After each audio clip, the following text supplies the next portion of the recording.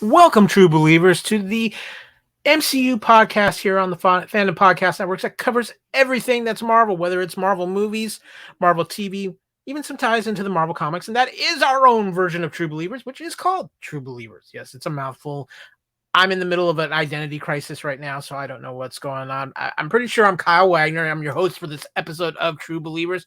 And it is an exciting time. We've been on a little bit of a hiatus, as has Marvel. We still enjoying the glory of Spider-Man, of course, but we are about to embark on a new Disney Plus series, and it is one of my personal favorite characters and one of the biggest cult characters in Marvel Comics, and that is Moon Knight. But I cannot talk MCU alone. That is why, of course, I have my co-host. He is my brother from another mother, my co-founder here for the Fandom Podcast Network, and I'm pretty sure he only has maybe 2 identities, maybe 3. I'm not sure. You might call him Kevin. You might call him Raider Nerd. You might call him Rakondo, depending on if he's wearing G.I. Joe gear or not. It's Mr. Kevin Reitzel and his Tesseract. Oh, yeah. Taming the Tesseract. Woo. Don't make me get my shield. Good to be talking some Moon Knight. You know why, Kyle? Because you have no idea and you're about to get educated? Exactly. All I know is our special guest is a huge fan of Moon Knight, and I had to be schooled when he did an awesome costume. And I'm like, who's this dude? And because, I don't really read the comics. So I fit in that demographic, I guess, of the viewers and the audience when it comes to it. So there you go. You know what it is, Kevin. You just needed to figure out a way to earn new Excelsior points. True that. But you brought up our special guest, and he was also somebody I thought of, and it was time to discuss Moon Knight because I know how big of a Moon Knight fan he is, and you know what? You can never have enough knowledge on Moon Knight to dish out. So please welcome our good friend, the cat himself, Mr. Cat Ceder. What's up, everybody? Thanks, Kevin. Thanks, Kyle. Good to have you, man. Good to have you. Ready to talk Moon Knight. Well, this is interesting because you might have been at a Dragon Con. You brought him up when you'd come out to Atlanta when I was still out there in Georgia, and then I remember you put that awesome costume together. But we had to have you on because the show comes out next week, Kyle, and we need to kind of do for people that you guys are doing for me is educating who this is, because a lot of people are already invested into Disney Plus and let's go ahead and watch anything that comes out that they do, but they might not know these characters as well as you do, Kat, and you do, Kyle. So, I mean, that's what we're doing. We're doing a little Moon Knight preview here. Absolutely. We need to educate people on Moon Knight. Moon Knight is a very interesting character and has been kind of in the last about 3 or 4 years a very interesting piece in the Marvel comic universe. He's kind of had a few different runs throughout his career that got real popular, then he would disappear again. Moon Knight's kind of one of these characters. He gets some great story arcs, and then just the writing team changes and it goes kind of down the tubes, Cat. Way too often. I can't tell you, like, several issues that are key that you'd like, oh my God, that was so good. I loved it. Ending now. It's like, what? And like the writers go off somewhere else, like you said, and then he goes into obscurity again and comes back. So now he's back. And I think with this show, we're going to see him a lot more in comics, a lot more in other places. Maybe even movies would be beautiful. But yes, I'm excited for it. And we're right to be very excited for it. This is going to be something different than I think anything we've seen from the MCU. This feels kind of like a little bit of WandaVision. We don't know what to quite expect with what they're going to do here. That's a great way to put it, Kyle, because I'm sure, Kat, you're like, okay, WandaVision, where are they going to go with this, right? Yeah. I see it more being, this is going to be the foray into the supernatural for Moon Knight, because Moon Knight's supernatural himself. So, and a little darker, a little jump scare, a little more like creepier in some senses as well, because he's got that background that's like, I fight vampires, I fought Dracula, I've done this, I've done that. It's like, Marvel MCU has never done anything like this. This will be the first. And then Doctor Strange too. Guess they're setting stuff up to jump into that part of the fandom of the comics, I guess. Yeah. And let's not forget, Blade is coming. as Yeah, well. he is. That's a key thing there. Guys, before we get into even the Marvel news deal real quick, there is one more thing I wanted to throw out. It wasn't in the notes, but I just wanted to bring it up real quick because I think it's an important thing. Then the former Defenders from Netflix are now on Disney Plus officially. Disney Plus put in the parental ratings control for this and things like that. And it sounds like things are getting busy already. There's already talk of some kind of Daredevil project for Disney Plus. There's talk of bringing Jessica Jones back in one fashion or another. But I'm curious, and Kevin, I know we talked about this a little off mic. Since it's come back, have you guys done any revisits to any of the Defenders corner of the MCU? Because I have looking like they're at least going to incorporate it in the canon at some point here. But I know I kind of revisited season 1 of Daredevil, at least partially. Kevin, I believe you did one of them as well. Yeah, I've watched the first 4 episodes of Iron Fist. What about? I knew I was going to get that from Cat. Iron Fist, really? Yeah, since I don't have that comic baggage that you guys do, it was all new story for me, and I liked the angle they took, and I liked the guy that plays Danny Rand, and I liked. Yes, he looks amazing. He looks just like Danny Rand. I liked how he had to prove that he still existed, and he has his swarmy brother and his father hiding away doing dirty stuff, and I like the fact that he's still kind of learning his powers. He's not this big badass guy, and Jessica Henwick, oh god, you hit my magic words right there. But I think I'm the only one that liked Iron Fist, and I was enjoying reliving watching that again. So but I come at it from a different perspective than the comic folks who have trashed it for reasons. I guess they didn't do it justice for you guys. So I understand that. Trust me. I do. I think for season 1 of Iron Fist, there was a lot of issues. Season 2, I thought they were really getting somewhere interesting, and I thought this finale of season 2, where it looked like they were going to kind of go in the direction of the immortal weapons of Iron Fist, I thought was going to be very interesting, and it was a shame that they kind of got cut off there because I was very intrigued by what they were going to do there.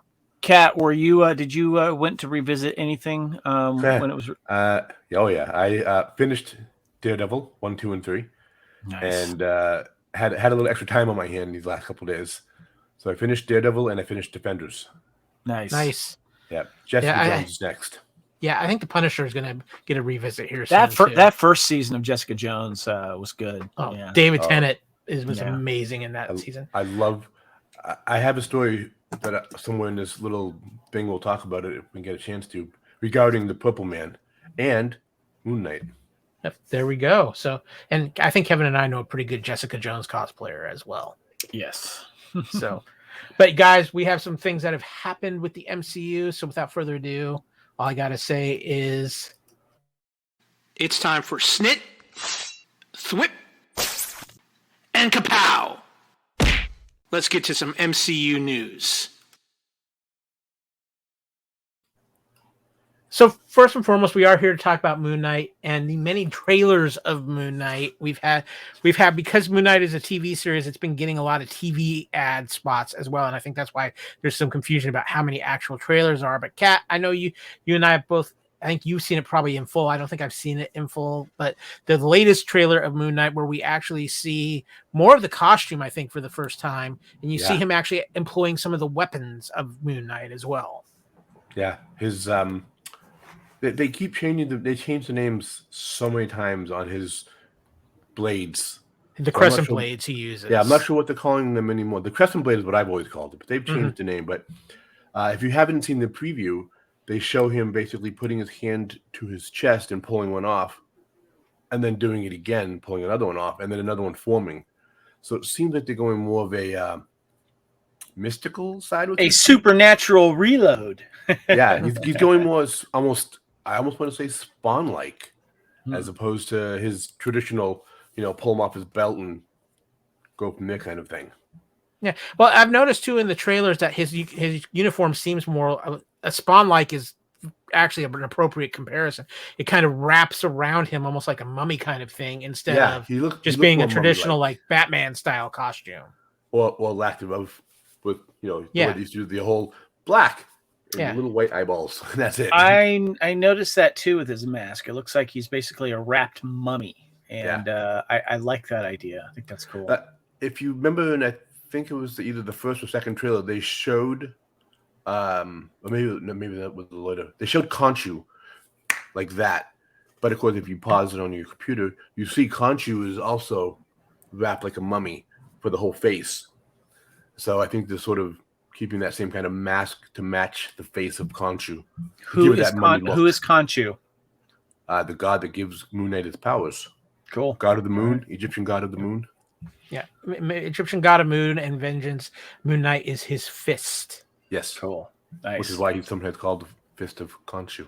So, but there's been some other things coming out of these Moon Knight trailers, and with some Easter eggs and things like that, where a lot of people are speculating that Marvel might be trying to use Moon Knight to set up the Midnight Suns, which, if you're not familiar with the Midnight Suns, it's kind of the best way to describe it would be the supernatural super team of the MCU, where they've used characters such as Moon Knight, Ghost Rider, Werewolf by Night, Blade has been a member, Doctor Strange was even a member at times, a few other different characters. And with a lot of rumors circulating that Marvel has some intention to try to bring back Ghost Rider as well, and since we already know Blade is coming, there's been a lot of speculation about Midnight Suns. Obviously, I think, Cat, we're in a lot of holding pattern until we see what's going to happen with Doctor Strange, because I think Doctor Strange defines a lot of what's coming.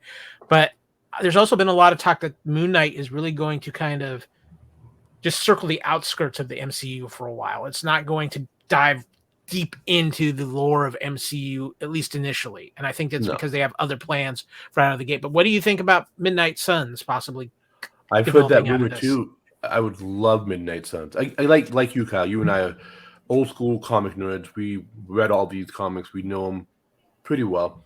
Not like some people who only read G.I. Joe and whatnot. Looking over you, Kevin. But that was Marvel Comics, so he's read Marvel Comics. So I'm going to give him. He's read some Marvel comics. He's read Spider-Man. I know he has. I've seen him read comics in comic book stores when we used to go there back when we were in our 30s and 40s and 20s and whatnot. But Midnight Suns is going to be amazing. Ghost Rider, Blade, even what's his name? The Heroes for Hire, Luke Cage and Iron Fist and Power Man were also part of Midnight Suns at different points in time as well. So what I really want to see is Porker. Yeah. To give you an idea, during the 90s, Marvel brought back the character Ghost Rider. And it was a new version of Ghost Rider by a character by the name of Danny Ketch. And he became immensely popular immensely quickly. People liked the look. Was his vehicle a bike or a car? It was a bike. But it was a very sharp looking bike. I gotta tell you, and they created a lot of different very interesting characters with that, and they really, for a good while, especially in the mid '90s, the supernatural side of Marvel got very, very popular, and they created this Midnight Suns group. And there's actually a new video game coming out for the new systems that's going to be a Midnight Suns strategy game using these characters plus a few other key Marvel characters. So that's also one of the things that's tied into these Midnight Sun rumors. Gotcha. So there's a lot going on there, but there's a lot going on Disney Plus too, because not only did we have Moon Knight coming out later this year, we got our first look at Miss Marvel, the show that will be leading us into the latest Marvel movie, The Marvels, of course, starring Brie Larson as Captain Marvel. And of course, now we have the character of Kamala Khan introduced in Miss Marvel. Have you guys had a chance to watch the trailer, Kevin? Yeah, I did. It's fun. Kat, what about you? I liked it too. Miss Marvel is newer, so I haven't been following her as much. But it looks like from what I know of her and what I've seen, it looks really good. She's got the costume down, spot on. I like the fact that we're getting a young person and a young person of color as well that is getting some powers after kind of wanting them and looking up to the current superheroes that are out there.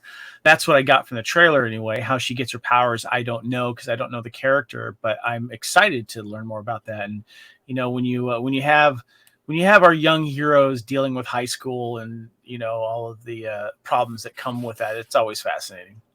Yeah, well, and that's where our first bugaboo with this show has kind of come is her powers, Kevin, because this is where the twist comes in, and this was where, because of some things that have happened in the past, and the MCU hasn't been able to correct it yet.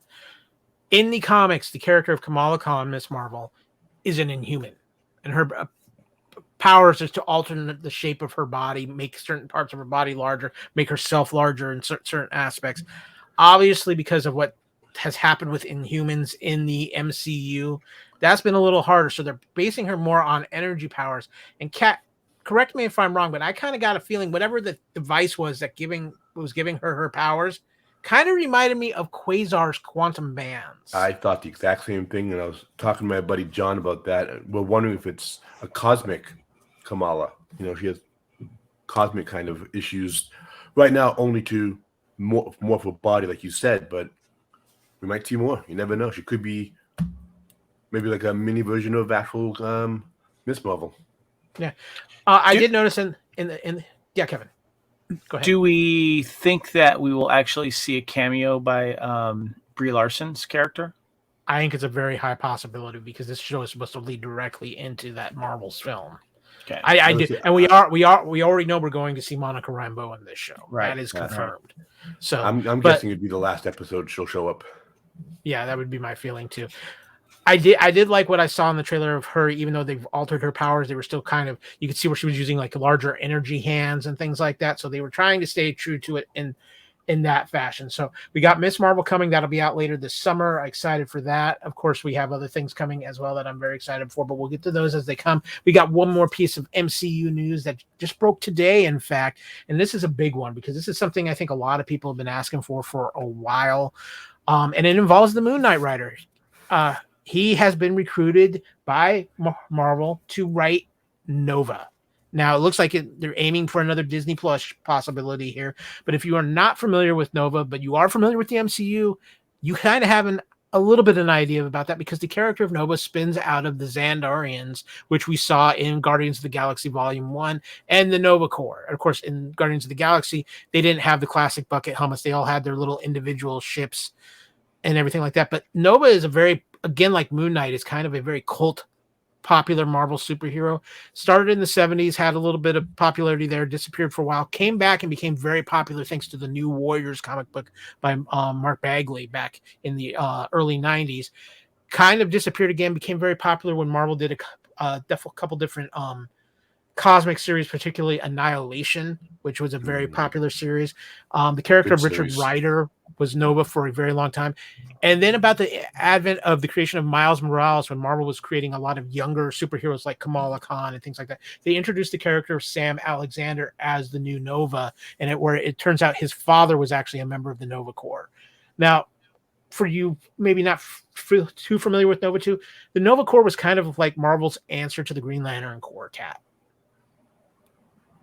Absolutely. So, and they had a different set of powers, speed, super strength, the ability to survive in space, and all of the powers came from their helmets, and their helmets were connected to this big world mine that was part of the Xandarian planet. And it's led to the character of Richard Rider kind of was a free spirit, do his own thing, stand against the authority, but still like wanted to be a true hero. So I'm curious to see if they'll go with Richard Rider or Sam Alexander. I would think they would start with Richard Rider, maybe introduce Sam Alexander somewhere down the line. But Kevin, this is a character that a lot of people, since Guardians has become so popular, have been hoping for an appearance of. The article. What's that, Cat? That and Adam Warlock. The article references Rider, real name Richard Rider. He's a member of the Nova Corps, and it says in the comics he was a New York high schooler who was chosen by a dying, was it Roman Day? Yeah, Roman Day. Saying that right? Yeah. Yeah. And then they do mention teaming up with Spider-Man, Thor, and the Avengers, and they list his powers here: fly, super ability, speed, endurance, and the ability to absorb energy directed against him. So yeah, that would, I guess that would probably be the best thing to do is base it on that character like that. So yeah. So it will be interesting. The growth of the MCU continues, but we are here. Go ahead. Keeping in mind, there is one thing. Back also in the 90s, 2000s, they had a cartoon with Spider-Man and his buddies, not Amazing Friends, but other characters. They had Nova in that cartoon as well, and it was Sam. Yeah, it was. That actually wasn't even. That was in the 2010s. I think it was Spectacular Spider-Man. I think that was. Might have been. Yeah, I can't remember the name of the cartoon, but I remember he was in it. So if people use that as a reference point, they might use Sam instead as a jump off, just in case, and maybe have Richard as a mentor. Yeah, that could very well be as well, which is a good idea. But as always, Marvel's always got a plethora of characters to dive into. But we are here to talk about Moon Knight and give everybody a proper education on Moon Knight. And there's only one way to do that, Kevin, and that's the true believer's way. Care to tell the people? We have phases, not segments, because, well, we're Marvel. So, yeah, phase 1, we're going to talk about the Moon Knight comic history. And then phase 2, we're going to talk about what we know of the Disney Plus series, who's who, and so forth.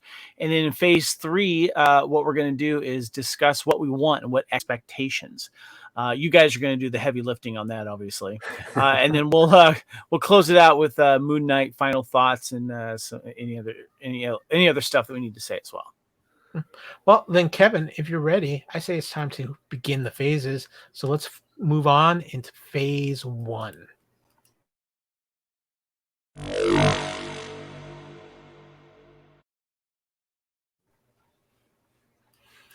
So, Moon Knight has a very interesting comic history. Kevin, you've done some pretty interesting research on this, trying to educate yourself up. So would you care to tell the audience what you've learned?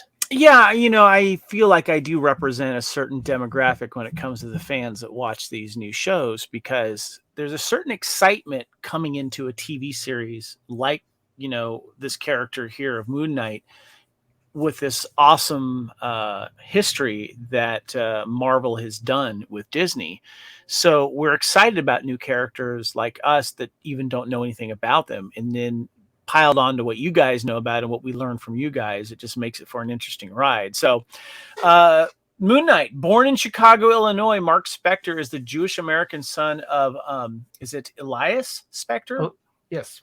Elias Spector, a rabbi who survived Nazi persecution.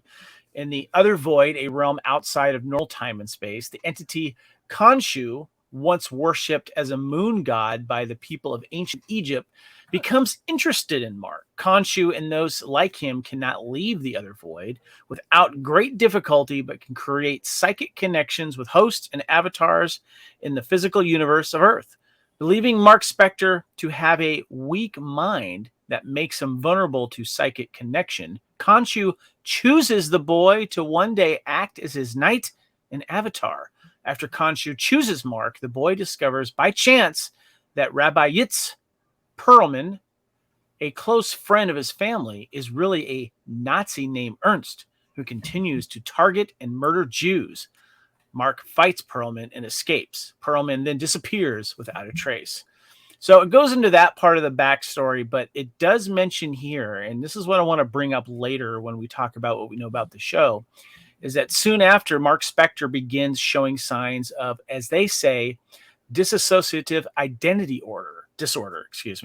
Mark believes he meets and befriends a boy named Stephen Grant, not realizing he himself is acting as Stephen at times. In a vision, Mark sees Khonshu promising to one day heal the boy's mind. Khonshu being an entity who has multiple aspects to his personality and exists out of phase and normal time and space, later claims that Mark alters as the result of his mind trying to echo the moon god's own multifaceted nature. And of course, that goes into the schizophrenia and all that stuff that's related. And we'll get into that a little bit later. But of course, a first appearance was Werewolf by Night, number 32 in August of 1975, created by Doug Mensch and Don Perlin. Alter ego, Mark Spector, Stephen Grant, and Jake Lockley. Is one of those the cab driver? Mm-hmm. That would be Jake Lockley. That'd be Okay, Jake. gotcha. I was reading about that. I thought that was great. Because when you're a cab driver, you're around town and you hear things. So yeah. Yeah, exactly. And they play up on that. Team affiliations, people that he's worked with: Avengers, Secret Avengers, West Coast Avengers, Defenders, Midnight Suns, as you guys mentioned, Marvel Knights, Heroes for Hire, United States Marine Corps Force Reconnaissance, and G.I. Joe Real American Hero. I made that up. You know. Notable aliases: Fist of Khonshu, Mr. Knight. Now, this is what the article says of abilities that he currently has: expert detective, proficient in martial arts and armed combat, utilizes high-tech equipment and mystical visions. Former abilities include increased strength, speed, and endurance depending on the lunar cycle. Found that kind of fascinating, actually. And it goes on to a little bit more of his history and stuff like that. But I did want to mention that it is later revealed that Moon Knight has dissociative identity disorder, incorrectly referred to as schizophrenia in some stories, and that alters known as Grant and Lockley originally manifested during his childhood. It kind of goes in and talks a little bit about that and where else this character has appeared. So that's kind of like a brief breakdown. Kat, do you think that there's anything that I did not mention that is crucial to new listeners to this character? You nailed it, man.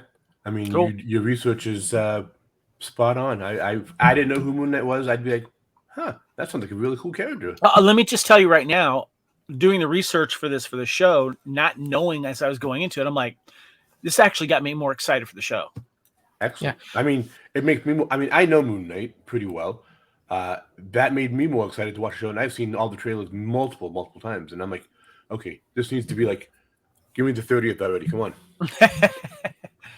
I do want to throw in, Kevin, and I'm sure you probably noticed this in your research. It's a very spot on description of Moon Knight, but I'm curious if you noticed too. One of the more bizarre aspects of Moon Knight is his origin has changed and shifted a lot over the years. When he was first introduced, he was a soldier of fortune, merchant marine kind of thing. He was left out for dead by a character by the name of Bushman in Egypt. That was when the god Khonshu, the god of the moon, said, "I will bring you back to life, and you will be my fist." And that's when he was having the powers linked to the lunar cycle.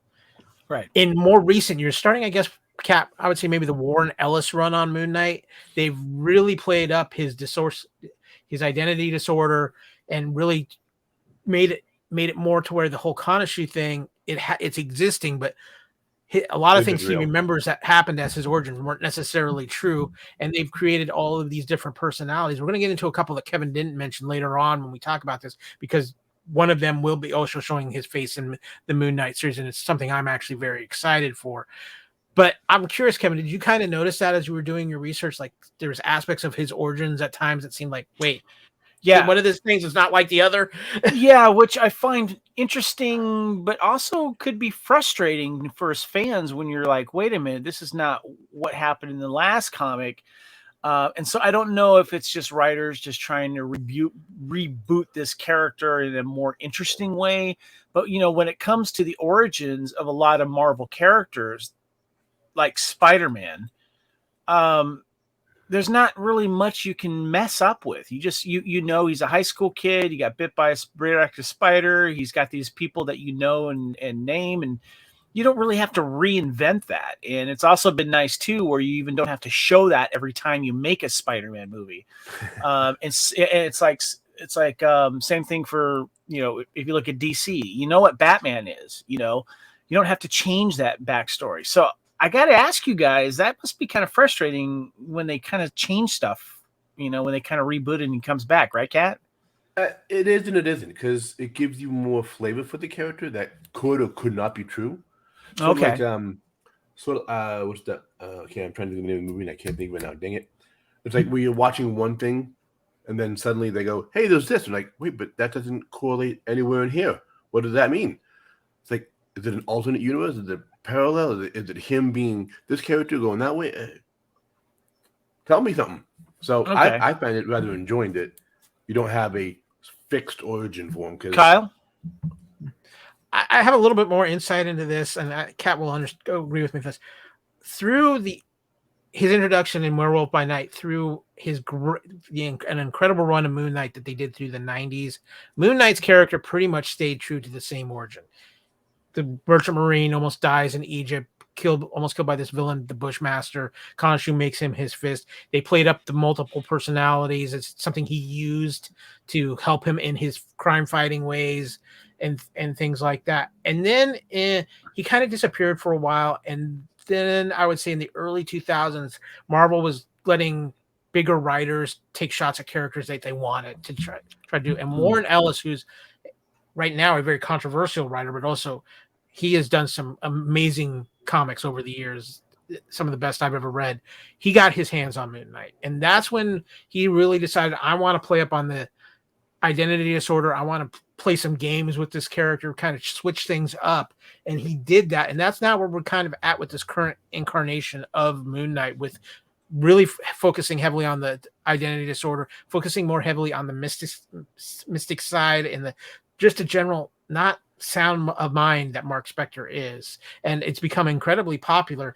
And what they've done with Moon Knight, especially in the Avengers in the last about 3 years, including a major story where Moon Knight basically took out the Avengers by himself. And we learned a few things, including taking out Thor. And I'll explain that a little later. But it's made the character very interesting, and he's become a very integral piece of the Marvel Comics universe. And I really think that's what their aim here is for the MCU too, is to slowly integrate him in and then make him this integral piece of the mysticistic, maybe the more scary side of the MCU. So I think the other reason why they did that too, Kevin, is because there was a lot of comparisons to Batman, which I think you have some information on. Yeah, when I was doing some research and when I was kind of like going over his powers and such, I'm like, there's some similarities here. And with Batman being DC and Moon Knight being Marvel, I found some information saying comparisons to Batman. Writer Charlie Huston, writer of the 2006 relaunch of Moon Knight, attempted to answer the criticism that Moon Knight is a Batman type of character in an interview with Comics Fan. The interviewer noted that the comparisons is not baseless, as both Moon Knight and the Dark Knight are wealthy, normal humans who fight crime with detective skills, cover identities, skilled confidants, and are equipped with high-tech gadgetry, personalized aircraft, and personalized throwing items. Likewise, Moon Knight briefly had a teenage would-be sidekick. And one of these that I saw, Moon Knight's like ship or plane, they have crescent moon that look pretty cool, actually. Yeah, I gotta say. Cool. Yeah, he had some cool toys. He goes on to say Huston accepted that the two characters have similarities, but went on to a contrast them by noting particular differences in origin, motives, and personality. He said Bruce Wayne fights crime to avenge the murders of his parents, whereas Moon Knight beats up whoever has it coming because he believes that he is an avatar of the Egyptian god of vengeance, and it helps him to feel better about all the people he has killed when he was a mercenary. Thus, Batman is motivated by vengeance for a personal wrong against his parents, while Mark Spector is motivated by vengeance as a concept.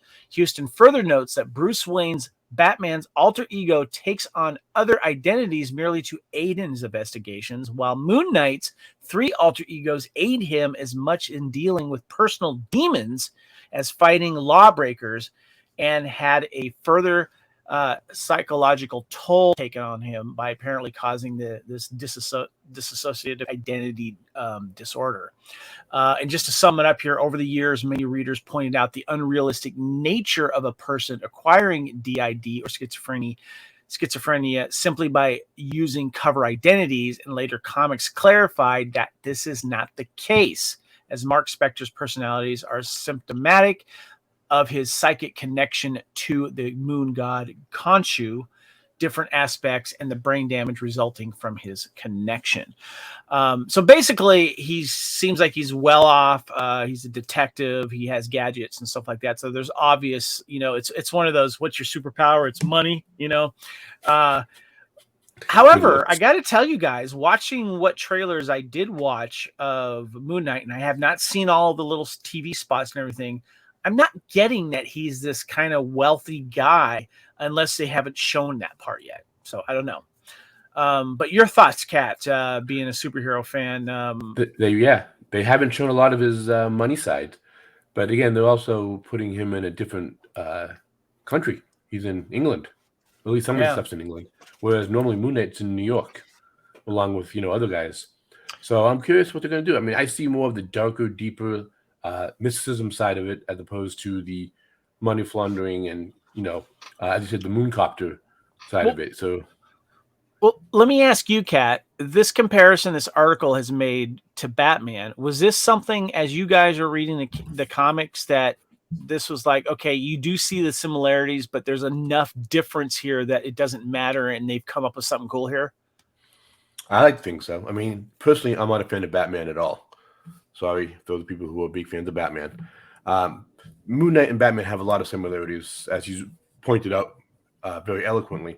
But they're different. I mean, Moon Knight, like you said, he's vengeance and he's gonna beat you up no matter what. And Batman's vigilant, valor, just. I mean, whatever you want to put on his label. He does not. He usually doesn't kill. Kyle, what about you? The similarities, and did you have a problem with that at all, or are you fine with the differences too? I'm fine with the differences. I think they really played up those similarities in the early '90s comic, where especially when they were really playing up the fact that he was only Mark Spector. It was in the '90s comic, which was a very good comic, especially I would say for about the first 25 to 30 issue run of it. They really didn't play up the different identities. It was pretty much he was Mark Spector. He has these gadgets, but he was also a bit more of a soldier of fortune too. He played on that. They played on that background a lot. He had the where did you get those wonderful toys kind of thing to him. And then again, like I said, later on, they really decided to go more of the darker side and the mysticism side. One of the things, though, that was a very interesting story in the '90s comic book was there was a point where Khonshu actually took over the body of Mark Spector. And really, for almost a year in the comics, it was Khonshu in the body of Mark Spector in control. And it made for some interesting stories. And then, like I said, they've used the Khonshu aspect for this the identity disorder and some different things. I still think there's a lot of Moon Knight we haven't seen in the trailer. I really think they're playing up this Stephen Grant and the identity angle to keep the mystery of what other things they've got planned for Moon Knight. Because as we know, we've seen the poster. Mr. Knight is also a part of Moon Knight, but we haven't really seen that in the trailers as well. And I know we'll be talking about Mr. Moon Knight here as we actually talk about what our expectations are for the show. But I'll just throw this out real quick. Mr. Knight's character is more of the hardcore detective side of Moon Knight. And so that's going to be very interesting. I'm looking forward to that aspect of it. But I think as far as the Batman comparisons, I think they're fair, but there's a lot of differences there as well. It's also my next cosplay, Mr. Knight. What was that, Cat? Mr. Knight's my next cosplay. Yeah, it's a great look. It's a really great look. But with that, gentlemen, I think that kind of wraps up a little bit of the history of Moon Knight. But let's move on to phase 2 and talk about what we're expecting from the Moon Knight show on Disney Plus. Yes, well, just to clarify, it's what we know. We're going to get into the expectations in phase 3. Yeah, we'll get into this is what we know about the Moon Knight. So without further ado, let's shift into phase 2.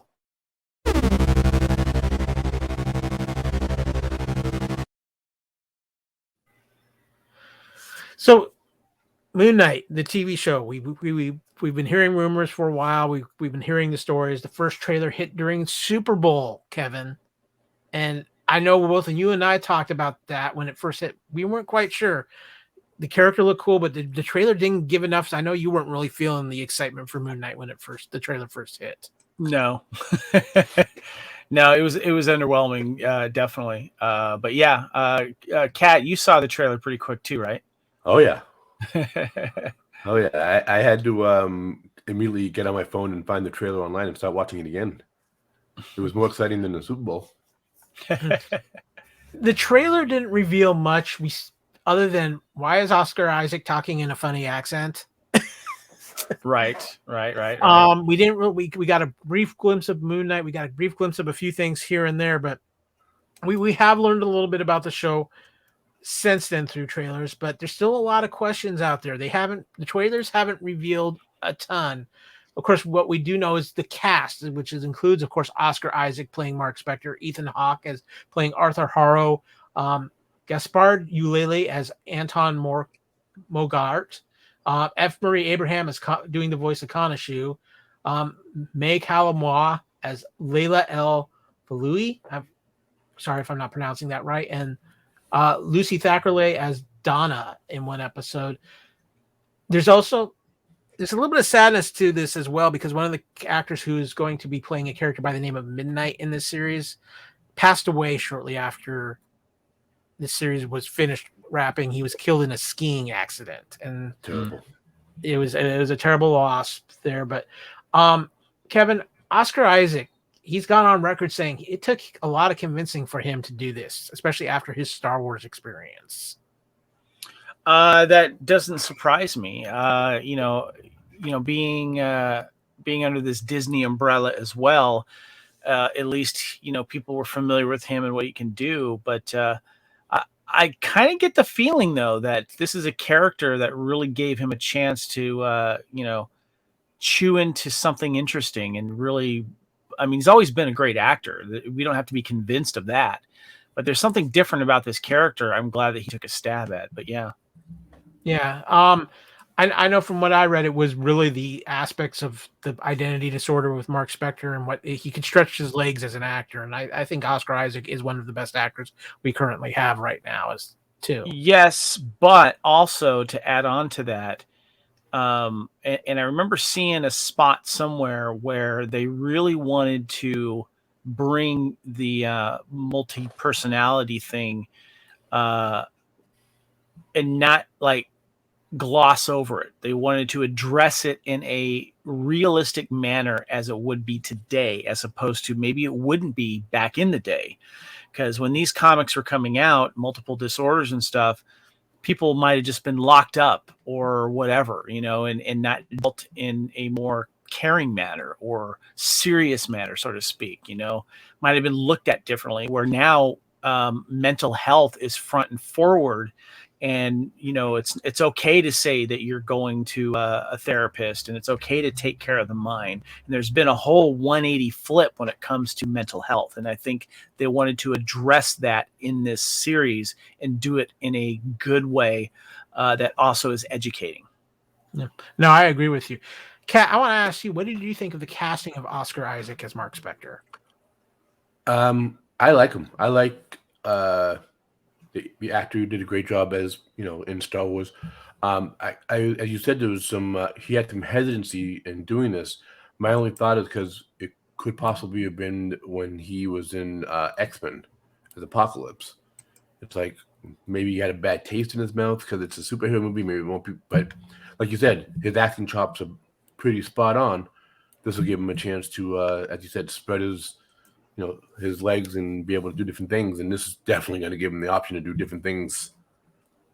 Yeah, I think more of his hesitancy after his Star Wars experience was being tied into another major franchise like that with the commitment. Because your MCU, when you cast it, especially as one of the main characters of a show, usually you're committed to more than just one appearance. So that could have been it. But I also want to ask you, Kat, about Ethan Hawke, who's playing Arthur Harrow, who definitely one of the more unknown villains of the Moon Knight Rogues Gallery, and it sounds like they're kind of combining him with another particular villain in this. That's not confirmed, but that's the appearance they're giving at this point anyway. Which villain do you think they're comparing him to the sun god, the Sun King? Oh yeah, I thought they were doing. He could be the possessed by Ra. That's a possibility. Although it seems like he has more mystic powers himself than he normally did.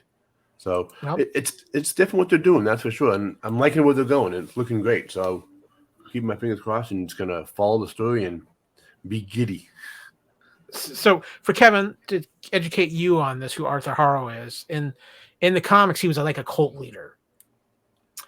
Funny you say that. When I was looking up trivia on this, Ethan Hawke based his character of Arthur Harrow on the cult leader David Koresh, who was the leader of the Branch Davidians there in that awful day in Waco, Texas.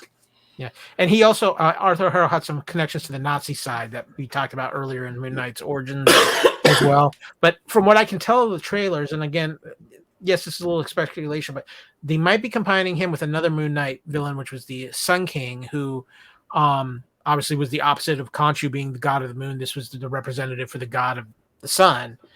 And it looks like they might be doing their, and a lot of people have been theorizing that because of the song they use, that Day and Night song in the trailer. So a lot of people have been theorizing that. we also have Gaspard Ulili, who's playing Anton Mogart, and of course, Gaspard was actually unfortunately killed in that skiing accident shortly after this was done. Anton Mogart, he's also supposed to be Midnight in this series, Cat. So we're a little bit of change up there, and obviously we don't know how that's going to play out. Midnight, Kevin, for our listeners out there, was a young man, different name. I can't remember. I believe it was Jeff something in the comics, and I'm drawing a blank on that.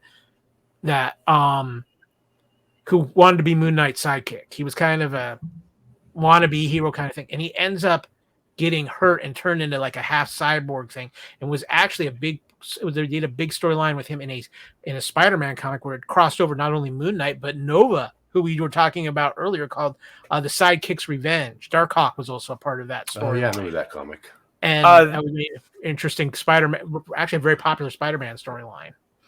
2007, this actor that you're speaking of, who recently passed away, played Hannibal in Hannibal Rising. I was looking at his IMDb and looking if I'd seen anything else.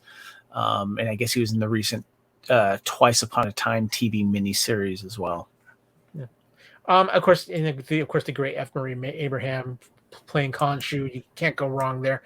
But Kat, at least in what we've seen of the casting, there's a couple of very familiar Moon Knight faces that I haven't seen at least listed in any cast yet. Doesn't mean they're not going to show up. But no Frenchie, no Marlene. I know. That was my biggest thing. Are they going to give out Frenchie? And again, for those who don't know that's basically Moon Knight, Mark Spector's / whatever you want to call him, his Alfred. Should we really trust this character though, because he killed Amadeus? Should we know that?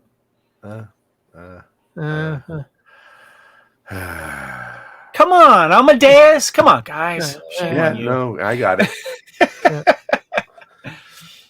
No, Frenchie, yeah, basically Moon Knight's Alfred. In the comics, he was one of Mark Spector's best friends from his Merchant Marine days and actually helped Mark Spector survive out in Egypt.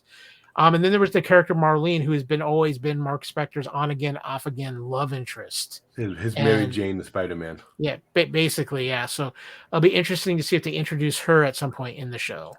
I'd love to see something. Maybe even like a picture of the three of them, or something. I like to mention some stuff that we also know, doing some research here, that the series is directed by 3 people. They collaborate and have directed all these 6 episodes. It's Justin Benson, Mohammed Diab, and Aaron Moorhead. And they got the guy that created this character, David Mensch, back as one of the writers for the show. I mean, how often does that happen? That's awesome. I didn't know that. Yeah, David, I'm not sure if I'm pronouncing his last name right. It's Moench. I'm assuming that's Mensch. Anyway, but I mean, that is pretty cool. You have the guy who actually created the character to write on the series. That's a big deal. That's pretty huge, yeah. Yeah, it is. And music is done by Hesham Nazi. I'm not sure if I've heard of this person before, but I'm looking on IMDb here. He's been a composer for some other movies that I have not heard of. But it's nice that they're bringing people from other parts of the world and country and influences to be part of this. So I think that's good. Also, too, this was filmed in Budapest, Hungary. So Budapest, by the way, is one of those cities that is great for doubling for like London or other European cities because of the way that city is laid out. And it looks like it could double for a bunch of other stuff. So, Kevin, we don't talk about what happened in Budapest. You and I remember Budapest differently. So I'm just saying. But a lot of these actors I was not really familiar with, except for F. Murray Abraham and of course Oscar Isaacs. And I'm looking up Lucy Thackeray. Don't know a lot about her, but she's been busy. She's been doing a lot of stuff. Not stuff that I've seen, but I like the fact that they're picking some new faces that we don't necessarily will know right away. So I think that's pretty good. And they say that the show producers, found this fascinating. The show producers cite the psychological thriller Memento, came out in 2000, as an influence on this show. We might get very confused very quickly then, but yeah. One other thing I want to throw out too is one thing we know very much is that there will be a heavy Egyptian influence on this show. We've obviously seen what Moon Knight looks like, Khonshu. And I know we've all seen this in the trailers where it seems like Moon Knight at one point is fighting some kind of jackal type creature. And so I think that's going to be very interesting to see how much of an influence the Egyptian realm of Moon Knight has to offer here. So that's going to be something I'm going to keep an eye out for. But, Marvel's, I think, has done a pretty good job of keeping a lid on a lot of things in this show, guys. So I think we're going in with a lot more questions than we do have answers at this point. This is true. Mm-hmm. So with that, we are going to take a quick break and tell you what else is going on around the Fandom Podcast Network. And when we come back, we're going to dive into Phase 3, which is Moon Knight's the series, what we want, what our expectations are, and our final thoughts on Moon Knight before it comes out next week on the 30th. But for now, here's what's happening around the Fandom Podcast Network. Thank you for listening. We hope you're enjoying this podcast. We'd like to continue to feed your ears by inviting you to listen to these other great shows on the Fandom Podcast Network. It starts with our flagship show, Culture Clash, discussing the latest in entertainment pop culture. Bloody Kings, Immortals Take Notice, our show covering the entire Highlander universe. Couch Potato Theaters, where we celebrate our favorite movies. Time Warp, the Fandom Flashback podcast discussing a year in movies and our favorite retro movie and TV pop culture topics. Good Evening, discussing all things Alfred Hitchcock. Union Federation, our Star Trek and Orville show. Hair Metal, the 80s and early 90s rock metal podcast. Type 40, our show covering the time-traveling Doctor Who universe with host Dan Hadley. Lethal Mullet, an 80s and 90s action film podcast with host Adam P. O'Brien. Also check out the Lethal Mullet Network for more great podcasts. What a Piece of Junk, a Star Wars podcast with hosts Scott, Derek, and Nathan. Making Treks, a Star Trek podcast, a deep dive into the final frontier with host Mark Newbold and Adam P. O'Brien. And check out our newest shows, The Fandom Show, our monthly Fandom Podcast Network live YouTube exclusive show about the month's hottest topics in fandom, and the FPN True Believers MCU podcast, discussing the Marvel Cinematic Universe and the related Marvel television and streaming MCU universe, including the connections to the original Marvel comics. You can find the Fandom Podcast Network on several platforms. Please subscribe to the Fandom Podcast Network YouTube channel to receive notifications of new podcast episodes and live events. You can enjoy all of the Fandom Podcast Network audio podcasts on our master feed at fpnet.podbean.com. The Fandom Podcast Network is on all major podcast platforms, including Apple Podcast and iTunes. You can find the Fandom Podcast Network on Facebook. You can email us at fandompodcastnetwork@gmail.com. You can also find the Fandom Podcast Network on Instagram at Fandom Podcast Network and on Twitter at FanPod Network. Thank you for listening, and remember, respect others and enjoy your fandom.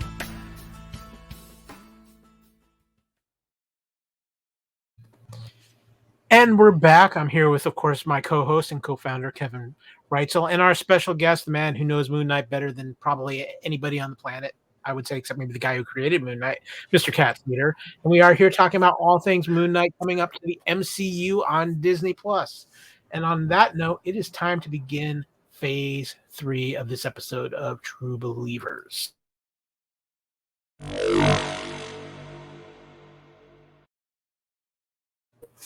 Phase 3, we're going to talk about what we are thinking is going to happen in this series and what we want to see. You know what, Kat, you're our guest. You are the biggest Moon Knight fan that we know. What are you hoping to get out of this Phase 3, Kevin? I think real quick. Sorry, Kat. Before you answer that, I think it's important that we have realistic expectations, because ever since we first got, the Marvel TV series, we've taken every little Easter egg, everything, and blown it up into this expectation thing. And then when our expectations aren't met, we get disappointed. So let's curtail like large expectations, and let's keep that in mind. And also let's be realistic. I think it's important to throw that out there. Feel free to show us, like, I really wish they would do this and do that, but because I don't know the character and you guys have so much you can pull from, especially you, Kat, what would be your realistic expectations? I want to make that clear. All right, no, I'll keep it really brief in the sense of what I think. From what I've seen in all the previews, trailers, snippets, behind the scenes stuff that I've been watching and looking for, from what I've seen, it looks like it's going to be Khonshu taking Mark Spector, which is what the comic is all about, and going against either could be Ra, or it could be Set, because that's the Anubis thing, and a battle for some kind of London, because the place was in London, well, Budapest, but London, and it looks like they're going for just like the heart of the night and mysticism and bringing it forth and showing them what's going to happen from what we've seen and making it like good versus evil, or, well, slightly better than bad, but not bad versus more evil. And that's what it looks like to me. I mean, it looks like it's going to be a great mysticism lead in to open up the Marvel universe and make it, like the multiverse, but to keep opening it up more and more and more and making more and more stuff out of it. I'm super excited, regardless of what's going to happen. I'm pins and needles and waiting. What about you, Kyle? I think for me, when I look at this show and see how its history, and from what I've read about it, I'm going in with not a lot of expectations of having it tie into the MCU directly. I really think they're going to make this its own standalone thing. I have a couple of speculations, which I'll get to in a few minutes here, as far as if they decide they want to make it part of the bigger picture. But I think Marvel is slowly starting to develop different aspects and different cores of the MCU.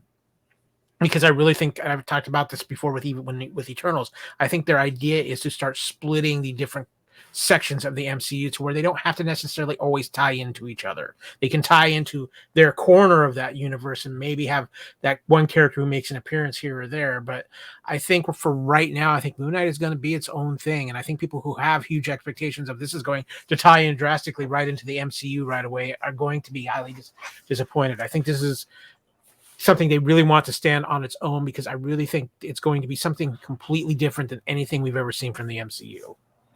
So with this, I have a question here. Kind of ties into what I'm kind of hoping to get out of this from what I've seen from the trailers and what I've learned from the backstory of the character through the research through the comics. So regarding his multiple personality thing here, whether the disorder, the mental anguish part of it or whatever.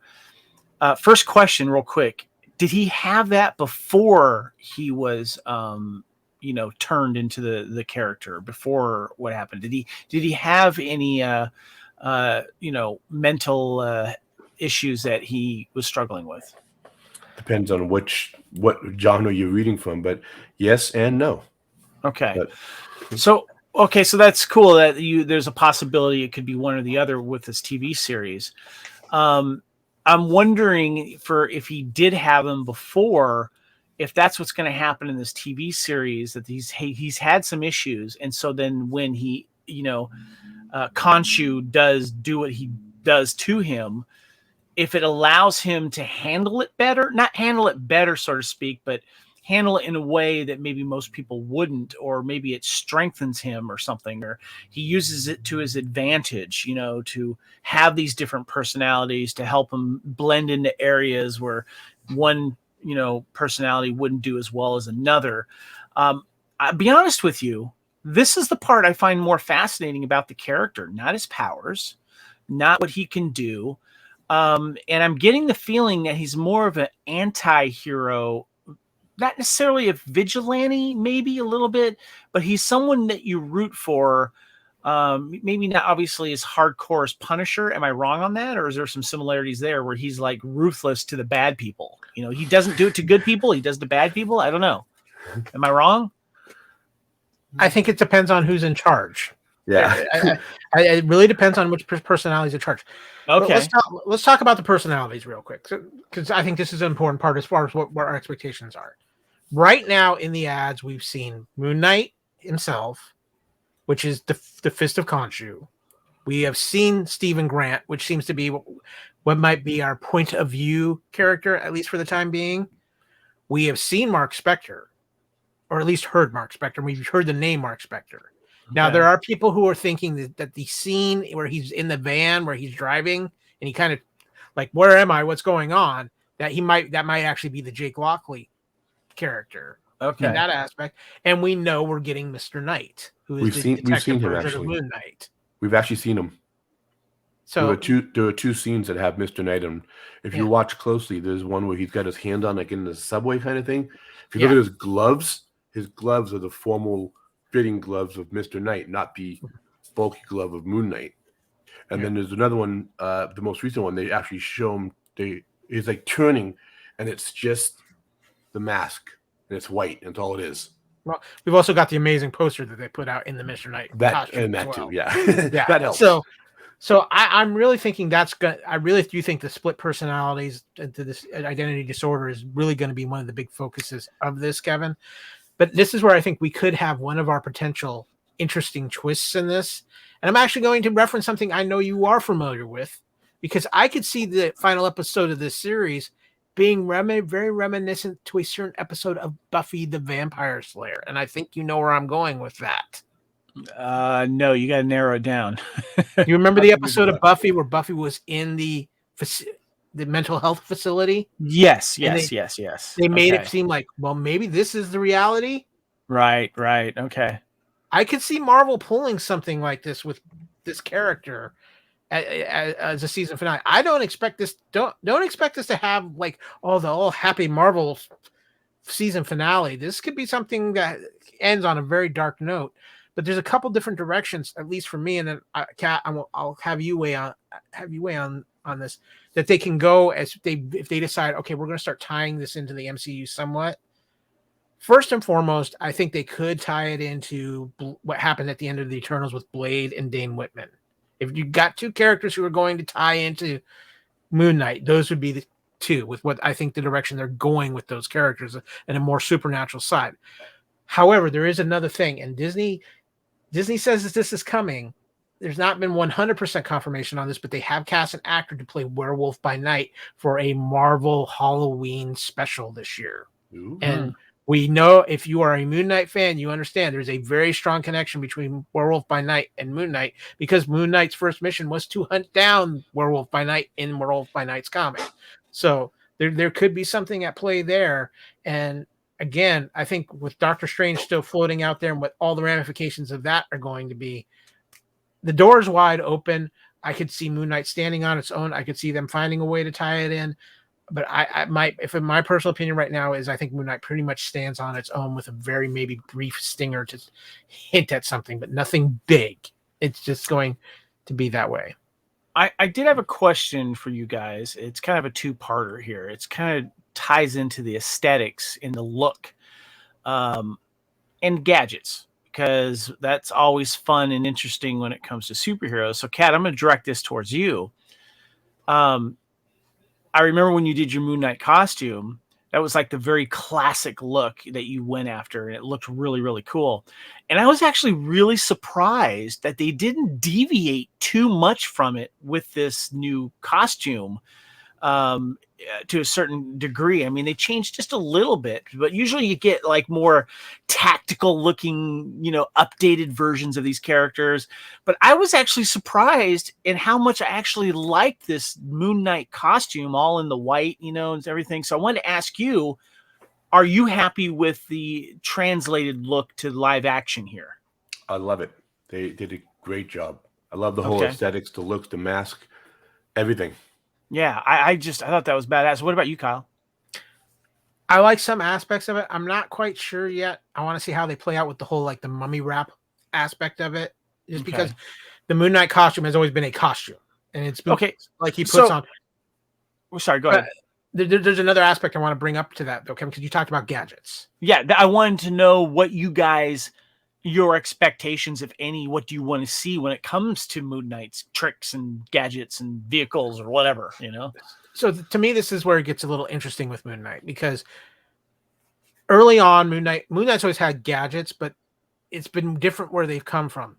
When Moon Knight first was established, a lot of his quote unquote gadgets were actually mystical pieces given to him by Khonshu, which enhanced certain abilities, or they were the Ankh and the spear. The Ankh and the spear. He had these bracelets as well. A belt. He had a belt as well. And then when they did the 90s series, he had given up a lot of that equipment and gone to a more high-tech Batman type things. He had the mooncopter. He had these crescent darts. A lot. He had some fighting sticks and other things like that. And then now it's kind of been more of back to some of the more mystical type of weapons. And I just got to throw this out because I think it's a fun little fact. Remember, I mentioned earlier that he took out the Avengers in a recent Avengers storyline, and he took out Thor. And how he took out Thor was actually a very interesting piece of writing by Marvel writers. Hold on. When you say took out Thor, do you mean like knocked him out or killed him? Knocked him out. Knocked him out. Okay. Left him. Okay, like you need Mike to Tyson. Clarify that for us non-comic book readers. That's a big deal, okay? Yeah. Basically, he took control of Thor's hammer because Thor's hammer is made of it's made of Uru in the Marvel universe, which turns out Uru is Moon Rock. And Moon Knight could control with his connection to Khonshu, could control Moon Rock. So he was able to take control of Thor's hammer and use it against him. So Kyle, your thought or expectations on the gadget side of things. What do you want to see? Cat. Oh, I think it Kyle. I'm sorry. I heard Kyle. No, Cat, you. Oh. Yeah. What do you want to see? Besides seeing his Moonblade, which again they keep changing the name, the Crescent Blades, whatever they call them. I'd love to see if they show his belt, maybe a couple of crescent darts on his belt, smaller like throwing versions. I'd love to see them come with the collapsible staff that he has or uses, sort of like what Daredevil does with his Billy Club. It just extends and becomes different kinds of items. I'd love to see that. Keeping it simple, I don't want to see a lot of the mystical stuff, like again the ankh and the spear and the belt and the gloves, in the belt and the armbands. But we might see those. I mean, we don't know who we're going to see it because they haven't really shown anything. And I love the cape, how he does they made it like a glider cape as well, which is really cool. Any chance we'll see a Moon Knight vehicle like a motorcycle or a ship or something like that? I don't think Moon Knight's ever had a motorcycle that I can think of. Just something. He had a car. He had the copter. I mean, they could give him I think the copter is the most probably well-known Moon Knight vehicle, and I just don't know if we see that in this, at least in this season. Probably not. Yeah. You mentioned something, Kyle, that might make something really interesting. You know how we're going with the whole associated disorder? This whole thing could be a flashback for him that we're watching, and he could just wake up in New York, and he could suddenly be in New York, which would tie him into other events up and coming. Marvel Knights and Midnight Suns.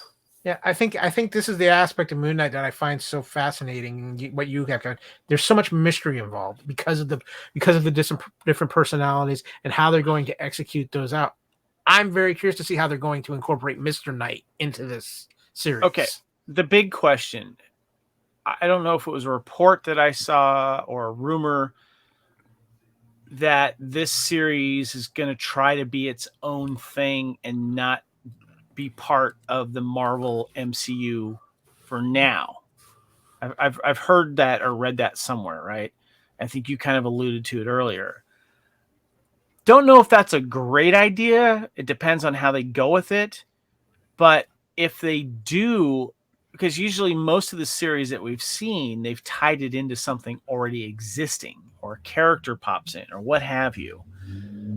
If they were to actually drop someone in from the current established MCU or even a mention or something like that, what do you think it should be, Kat?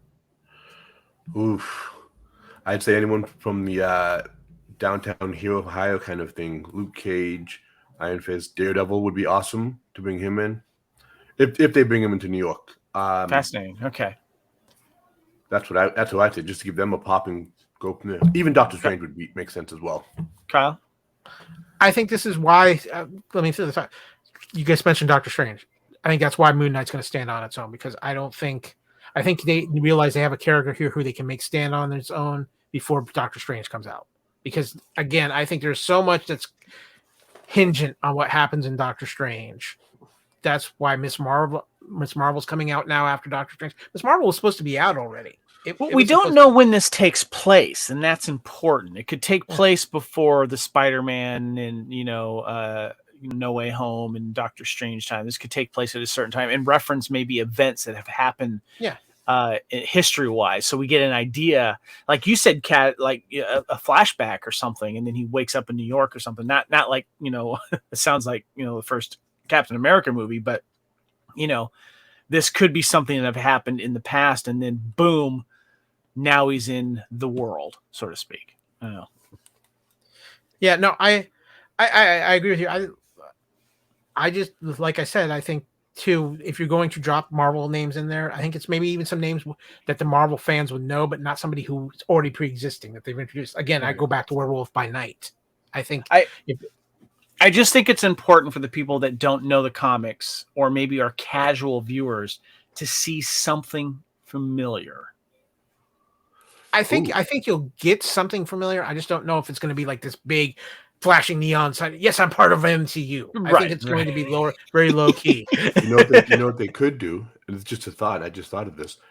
They could have him again, wherever he at New York or London, wherever he's at, sitting in a pub or a bar, and they could actually tie in Eternals if they wanted to by bringing Dane Whitman in to talk to him, and then hearing Blade's voice behind him because they haven't shown him yet, so talking as well. Like maybe over his shoulder or something like that. That could be a good tie-in, and also possibly bring in like Midnight Suns, but bring him back two original characters. You know what I love about that idea, Kat? It would make me actually watch Eternals for the second time. You would love that idea, Kevin? Once was enough for me. I have to say that's probably my least favorite. Okay, let me There's a little sarcasm in there. I'm just saying. Let me flip the table though on you, Kevin, because what are you expecting from Moon Knight as somebody who's going in with a pretty darn clean slate of the character? What are you hoping for? What are you looking forward to as a possibility? I'm hoping that they don't just cater to you guys and giving you what you want, but bringing a character to the table that for us that don't know anything about him makes him captivating and interesting, but also sympathetic to where you learn more about what he's going through and why, and you are invested in him right away, as opposed to just someone that's kind of doing the motions of what the comic fans want to see. I think it's important to bring something new to this character that the comic fans are also not expecting. And that's the kind of conversation that I want to hear from you guys when we do our reaction shows. It's like, I wasn't expecting that, but that was cool. But I'll be honest with you, seeing one of my things I'm really looking forward to is seeing Oscar Isaacs really dive into this and showing how good an actor he is. As fun as he was as Poe Dameron in Star Wars, I think this is a really good acting choice that should be fun for him to chew on, because I saw Apocalypse and that was horrible. Yeah. And I didn't even recognize him in that. That could have just been anyone in that suit, It was basically Ivan News. That's who that was. That was not, a good, showcase of his acting. This can be, and that's what I'm hoping to find fascinating. Yeah, I think those are all very valid points. I'm really excited for what we're going to get, but I think we kind of got all of our thoughts out there. But we have a few other things we need to address, and I think it's best addressed as we phase shift into phase 4.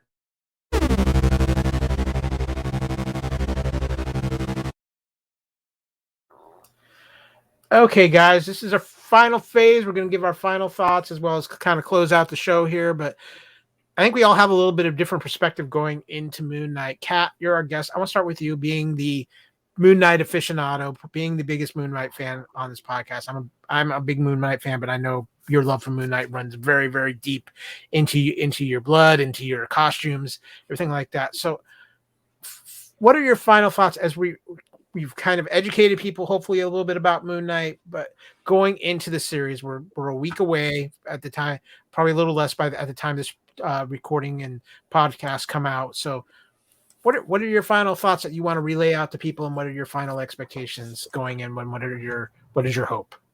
Well, I'm actually do what Kevin said. I'm going to go in with an open mind as if I didn't know anything about Moon Knight and just take it all in, see what they do, see where they go. Am I excited? 1,000%. Am I excited that Moon Knight finally made a TV show? 1,000%. Am I a nerd? Maybe a little bit. 1,000%. Okay. That's going 10,000, but that's just me. But I'm super excited for it. I love what I've seen. I'm excited where they're going, the place they're going, the way they're doing it. Everything looks. If I was going to make a Moon Knight TV show, that would be what I'd like to do. And they're doing what I like to see. As the Moon Knight side of me, I'm like, oh, can't wait, great. I want to see this, I want to see this, I want to see this, I want to see this, I want to see this. I better see this. So far, I've seen everything I liked. Where does Moon Knight rank on Number your 5. all-time superhero list? Number 5. Top 5. Oh, yeah. That's cool. Deadpool. Yeah. Obviously. Taskmaster. Thanos. Miles Morales, Spider-Man. Moon Knight. Nice. Very nice. That's cool. I knew Kyle, I knew we got the right guy on. I'm just saying. Are we sure it's the right guy? Are we sure that's Cat? I mean, really? Are we sure? Yeah. I don't even know if I'm Kyle at this point. You know, I could be Moondoggy. I could be the IRS Knight. I don't know, but IRS Knight. Kevin, what about you? You're going in, you know, you kind of, like you said, now that you feel like you're maybe a little bit more educated up on Moon Knight, what are you going into as we get ready to close out the show as far as Moon Knight is considered? Kyle, what's one of the biggest things that I judge things when it comes to TV shows and movies? Well, I hope you're not going to say night battles, because Moon Knight is kind of a nocturnal character.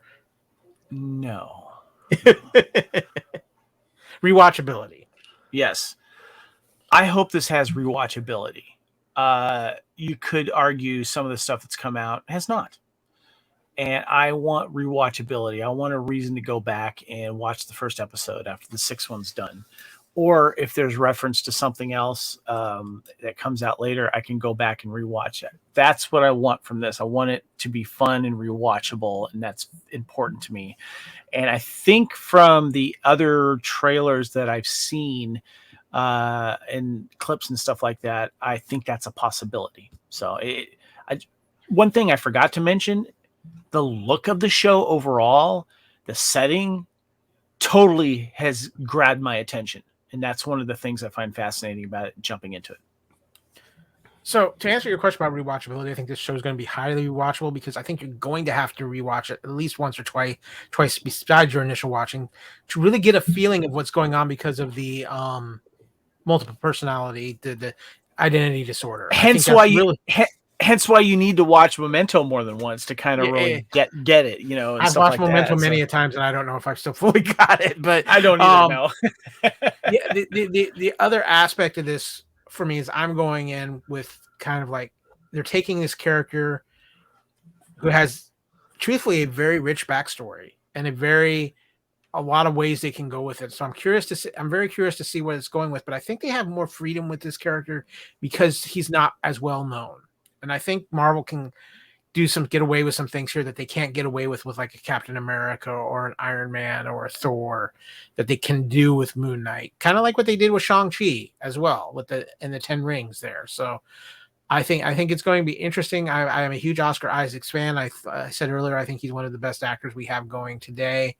I'm curious to see how and when they're going to decide Moon Knight is going to tie into the MCU. I think this is a bold new chapter for direction Marvel is going. And I think honestly, there's some tie into what the open-mindedness now is of Disney regarding Marvel by bringing in the former Defender shows and their more mature ratings on that. I think that's going to give them a lot more play with what they have in Moon Knight. And I think we're going to see that. I think Moon Knight's going to be more mature than most of the other Marvel shows we've seen to this point. Oh, definitely. I think it's going to be something incredibly different. Hold on, real quick. Can you clarify that a little bit, or what do you mean by mature? As in, violent topics, language, violence? What do you think? I think definitely. Yeah, I agree with Kat on the violence. I also think the topics and how they're handled. We are talking about identity disorder. This is not a topic you can sugarcoat. Nope. Right. Yeah. And so it's going to be interesting to see how they handle these things. And I'm looking forward to seeing what they do with it. I'm looking forward to see what Oscar Isaac does with this. And I really feel like, as much as we've talked about Shang-Chi and Phase 4 and Eternals, this and Doctor Strange really do feel like, I feel like, is more of the launch of Phase 4 than anything. I mean, as great as Spider-Man was, it still felt like there were some aspects of wrapping up some things from the original storylines as well, and kind of giving Spider-Man a reboot. But I really feel like we're to the point now where we're moving forward with Phase 4, and it starts here with Doctor Strange really blowing it up. And I think there's a reason why this is coming out so close to the release and wrapping up right before Doctor Strange comes out. This starts in March. It's going to end right before Doctor Strange comes out. I think there are some reasons for that. I'm curious to see how that's going to play out, but I am very excited about what's coming up. Obviously, we have a lot of fun things coming up here on True Believers, because not only are we going to be talking about Moon Knight, we've got Doctor Strange right around the corner. Kevin and I are going to get back after he gets married. Congratulations, my friend! Finally, to our chronological rewatch of the MCU. It's kind of taken back burner thanks to me being on tax season, Kevin planning a wedding, but we are going to get back to that. I think we might have a big green rage monster in our future, Kevin. Iron Man 2 first is what we're going to do next, and then we are going to hit the Edward Norton Hulk movie. Yes, exactly. Yes. So I might be sitting on top of a big donut at some point during that podcast. I don't know. But, no. Sitting inside the donut. I might be. You need to be a little higher, but we're just saying. But I want to thank everybody for listening to this edition of True Believers, and hopefully we've given you some insight into Moon Knight, and hopefully we've cleared up the day and night of Moon Knight. We'll see. But as we close out, I'm going to tell you not only where you can find True Believers, of course, which is on our Facebook page for True Believers group, but we also have, of course, the master feed for the Fandom Podcast Network at fpnet.podbean.com. And of course, if you're watching this on YouTube, please like, subscribe, share, tell your friends and family about the Fandom Podcast Network on YouTube, because we're really working on trying to grow that for you guys and give you some fun content there. Of course, I'm Kyle. You can find me on social media on Twitter at AKyleW or on Instagram at AKyleFandom, and of course hanging out on the Fandom Podcast Network Facebook page, keeping you updated with all the happenings in fandom. Kevin, where can people find you on social media and around the Fandom Podcast Network?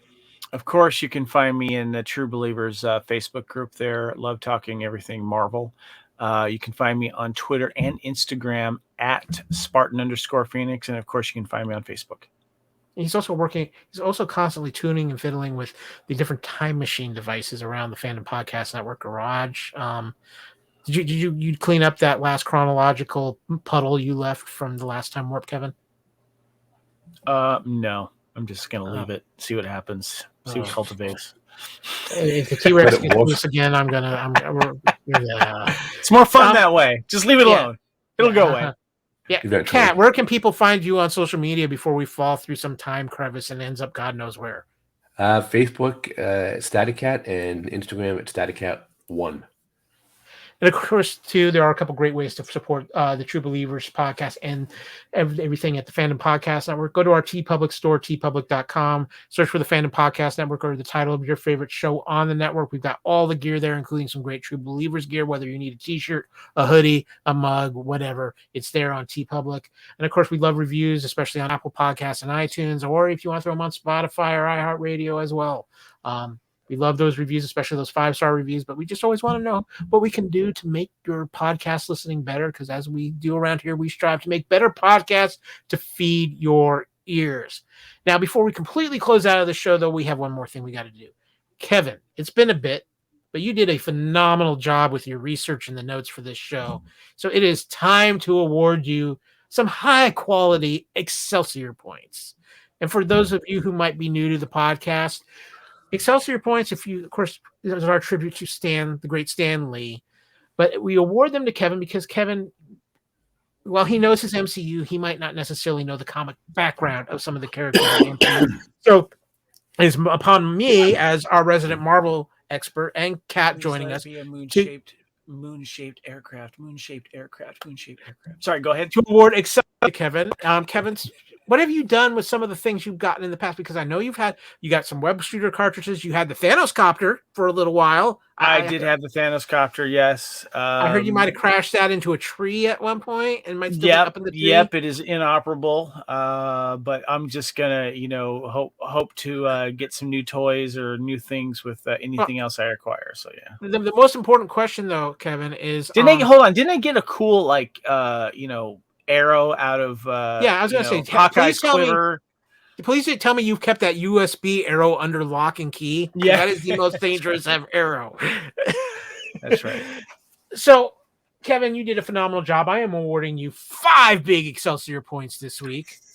Now you can bank them, or you can use them. I'm gonna use it. Let's go ahead. Give me something. What do I got, Kevin? With your 5 big Excelsior points, we are going to award you the Fist of Khonshu. You will now be gaining multiple personality disorder. Erin might not know who she's actually marrying now, and I apologize to her for this. But the cool thing is you're going to have these tight wraps that just appear out of nowhere. Might be a little hard to breathe in, but it's going to look really cool.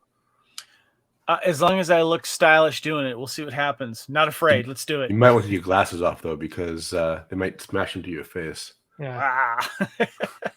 I don't know how well Kevin Knight will work blind, but I've seen him blind. I know how he works. Wham. Yeah, exactly. But it's been a lot of fun to talk about Moon Knight and get ready for that. Again, thank you, Kevin. Thank you, Kat. It's been a blast to have you. Kat, thanks, Kat. My pleasure, guys. Yep. Kat will be returning to join us as we talk all things Moon Knight episode 1 on the next episode of True Believers. Got to keep him in the mix, man. He gets a little angry when he doesn't get his moon. So I'm just saying, bad things happen usually to me. Kevin, keep your pants on. Darn it! Again, thank you all. Our next show, according to Khonshu, will be episode 46, where we will cover everything that is Moon Knight episode 1. We are excited. We want to thank you, True Believers, and we want to thank and ask you to please join us once again as we celebrate everything that is the MCU here on the True Believers podcast. And until next time, Excelsior and make ours Marvel.